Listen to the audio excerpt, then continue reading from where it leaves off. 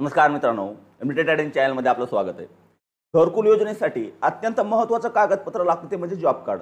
Job card नसेल तर तुम्हाला त्या ठिकाणी अर्ज करता येत नाही।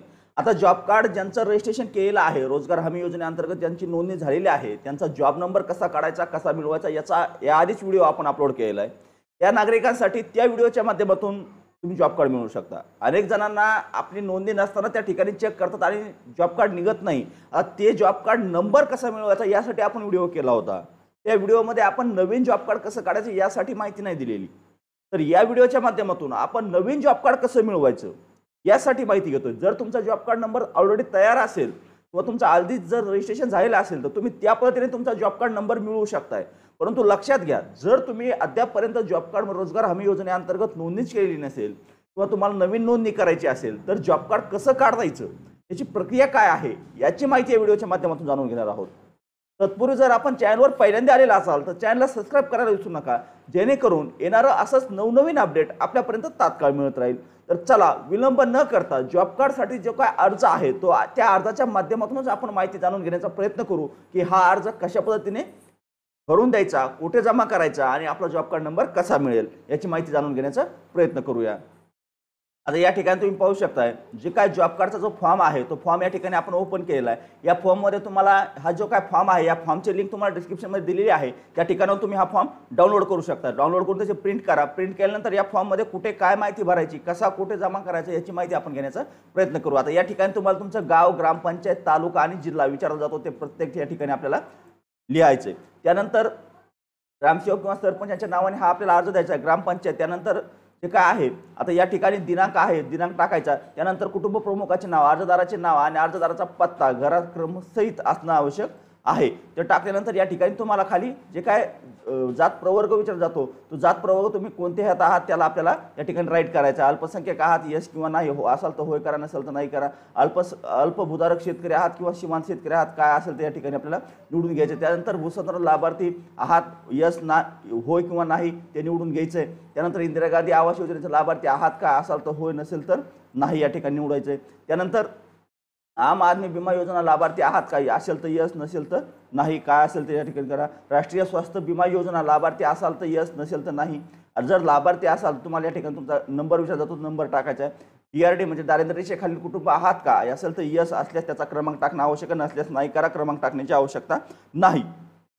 त्यानंतर जे काय अनुसूचित जमाती व इतर पारंपरिक वन निवासी वन हक्क मान्यता अधिनियम 2006 अंतर्गत जमीन मिळाली आहे का, असेल तर यस, नसेल तर नाही। शक्यतो यामध्ये नाहीच येणार आहे, परंतु जसं तुम्हाला असेल याचा लाभ तर या ठिकाणी होय करायला विसरू नका। त्यानंतर तुमचा या ठिकाणी एक फोटो माहिती जातो, तो फोटो असेल तो जो तुमच्या कुटुंबासोबत असणं आवश्यक आहे, ज्यामध्ये तुमच्या कुटुंबातील सदस्य, प्रौढ व्यक्ती हे सर्व एकाच फोटोमध्ये येणं आवश्यक आहे आणि तो फोटो या ठिकाणी आपल्याला चिटकवायचा आहे, तो फोटो या ठिकाणी आपल्याला लावून द्यायचा आहे। त्यानंतर खाली विचारलेली तुमच्या सदस्यांची माहिती, प्रौढ व्यक्तींचे नाव, कुटुंब प्रमुखाशी नाते, जेंडर काय असेल ते, वय आणि अपंग आहे तर यस, नसेल तर नाही। जेवढे काय तुमचे सदस्य असतील ते सदस्य या ठिकाणी तुम्हाला टाकून घ्यायचे, 3 असतील 4 असतील, काय कुटुंबाचे सदस्य असतील ते सदस्य या ठिकाणी तुम्हाला भरून घ्यायचे।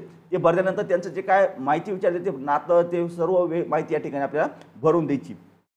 त्यानंतर या ठिकाणी तुमची सही करायची आणि नोंदणी अधिकारी सही व शिक्का म्हणजे या ठिकाणी तुमचा ग्रामविकास अधिकारी म्हणजेच ग्रामसेवक यांचा सही शिक्का या ठिकाणी या अर्जावर घ्यायचा आहे। आता ह्या घेतल्यानंतर तुमचा जो काय जॉब कार्ड नंबर आहे तो जॉब कार्ड नंबर तयार होईल, परंतु हा जॉब कार्ड नंबर तुमचा कार्यालयीन वापरासाठी, इथून खालची जी माहिती आहे ती कार्यालयीन वापरासाठी दिलेली आहे, त्यामुळे कार्यालयीन उपयोगासाठी आहे। या ठिकाणी तुम्हाला काही भरायचं नाही। याच्या पुढची जी खालची माहिती आहे ती तुमचं जॉब कार्ड तयार झाल्यानंतर जी भरली जाईल यानंतर ही माहिती तुम्हाला या ठिकाणी दिसून येईल। आता हा जी काय आता बाकीची माहिती सर्व कार्यालयांसाठी जी काय आधार क्रमांक आहे, निवडणूक ओळखपत्र क्रमांक आहे, बँक पोस्ट क्रमांक आहे, या सर्व गोष्टी या ठिकाणी कार्यालयासाठी। आता या ठिकाणी तुम्हाला काय भरायचं आहे, या ठिकाणी तुमचा सदस्याचा जो काय सदस्याची आपण माहिती भरली त्या सदस्याचा आपल्याला आधार नंबर भरायचा आहे किंवा जे काय तुमचं मतदान कार्ड असेल मतदान कार्ड क्रमांक भरायचा आहे, जे काय तुमच्यापाशी उपलब्ध असेल ते तुम्हाला या ठिकाणी भरायचं आहे। आणि या भरल्यानंतर हे जे काय खालचा अर्जदार आहे, कुटुंब नोंदणी अर्जाची पावती आहे ती पावती तुम्हाला ग्रामपंचायतकडून तुम्हाला दिली जाते। ही जी पावती आहे ती ग्रामपंचायतकडून ग्रामसेवकाच्या सही शिक्क्यानिशी तुम्हाला दिली जाते, तुम्ही अर्ज केल्याच्या नंतर। हे लक्षात असू द्या, यामध्ये तुम्हाला तुमचं अर्जदाराचं नाव हे भरलं तरी चालतं, नाही भरलं तरी काय अडचण नाही, ते कार्यालयाकडून भरून तुम्हाला दिलं जाईल। अशा पद्धतीत हा फॉर्म आहे, या फॉर्मच्या माध्यमातून तुम्हाला पावती मिळते। आता हा अर्ज सादर करायचा, हा अर्ज भरून तुम्हाला तुमच्या ग्रामपंचायतमध्ये द्यायचा, ग्रामसेवक, सरपंच किंवा आता याच्या व्यतिरिक्त मी तुम्हाला थोडक्यात सांगतो की हे जे काम आहे तर हे जे काम आहे हे काम रोजगार सेवकांच्या लॉग इनमधून केलं जातं. रोजगार सेवकाच्या माध्यमातून ही माहिती भरली जाते. या अर्जामध्ये तुम्ही दिलेली माहिती रोजगार सेवक ऑनलाईन पद्धतीने सादर करतात आणि ऑनलाईन केल्यानंतर लागलीच तुम्हाला लगेच त्या ठिकाणी तुमचा जॉब कार्ड नंबर प्राप्त होतोय.